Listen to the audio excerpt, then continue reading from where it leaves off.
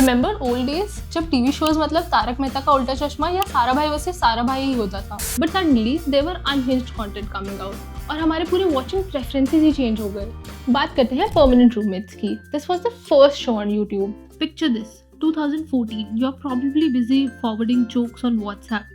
Then suddenly, TVF drops permanent roommates. Mikesh and Tanya walked into our lives, and this was the first time we saw characters जिनसे हम relate कर पा रहे थे with real life problems. They made awkward relationships cool for us. Let's talk about Inside Edge now. This show came out in 2016, and this was the very first show on OTT platform. हाँ, I know तुम्हें लग रहा होगा उससे पहले भी तो इतने shows आए थे, but they were all YouTube short series, and Inside Edge was the first web series that came out on OTT platform, Amazon Prime Video. And the storyline, oh boy, this wasn't your संस्कारी family drama. इस show में वो सब है जो Indian audience को attract कर सकता था। Politics, scandal, drama, love, sex, गालियाँ, ड्रग्स, सब कुछ।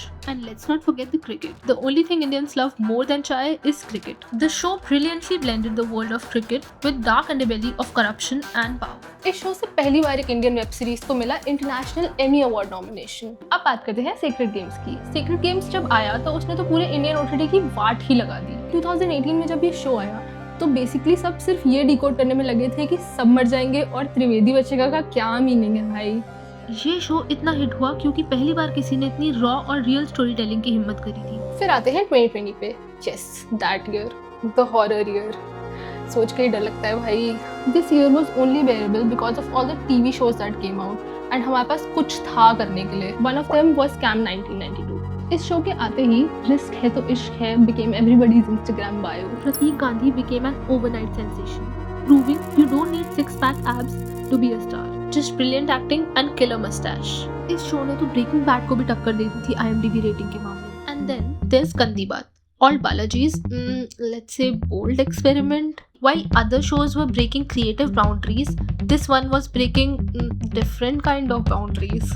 But this show proved that हमें बहुत freedom मिली है to show very unhinged and uncensored content. But सिर्फ उस पर rely करके थोड़ी ना तुम पूरा show चला लोगे भाई. But anyways, it showed that Indian audiences were hungry for stories that are bold, edgy, and didn't shy away from complex characters and themes. And thank God ये Indian web series का सिलसिला शुरू हुआ, वरना तो बॉलीवुड ने तो अपनी ग्रेव खुद ही खोद ली थी उस टाइम से। आजकल लोग बॉलीवुड मूवीज से ज़्यादा वेब सीरीज देखना पसंद करते हैं, और क्यों ना करे भाई। Bollywood has gone to shit. ना कोई अच्छी स्टोरी लाइन, ना अच्छे गाने, ना अच्छे एक्टर्स। न्यू फेसेस के नाम पे तो बस नेपोटिज्म चल रहा है। At least we get to see new faces and new actors in Indian web series, but Bollywood में तो कुछ भी नहीं। कमेंट डाउन बिलो और आप बताओ कि आप क्या सोचते हो इंडियन वेब सीरीज के बारे में।